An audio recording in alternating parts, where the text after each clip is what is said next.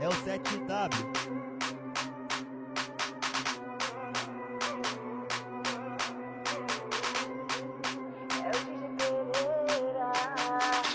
Hoje tô de parada, vou mostrar um bicho meu. Toquei a tua flauta, tua cobra apareceu. Ela subiu, desceu, subiu, desceu. Ela subiu, desceu, ela subiu, desceu. Eu vou hipnotizando com a bunda da fatal. Eu vou hipnotizando com a bunda da fatal. Eu vou hipnotizando com a bunda da fatal.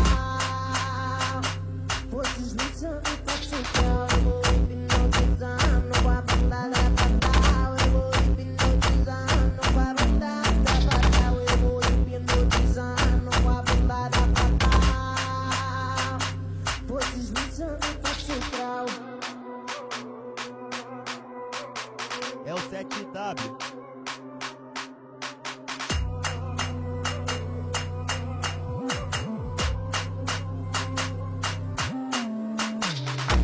Hoje tô de parada, vou mostrar um bicho meu. Toquei a tua flauta, tua cobra apareceu. Ela subiu, desceu, subiu, desceu. Ela subiu, desceu, ela subiu, desceu. Eu vou hipnotizando com a bunda da fatal. Eu vou hipnotizando com a bunda da fatal. Eu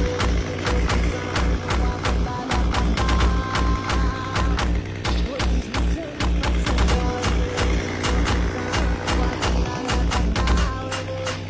hipnotizando com a bunda da fatal.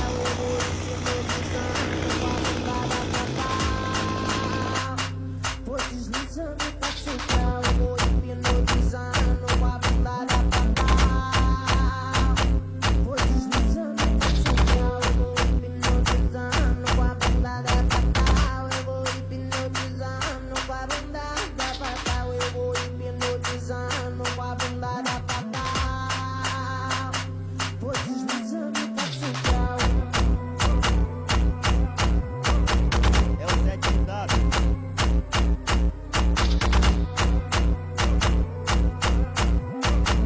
É o 7W.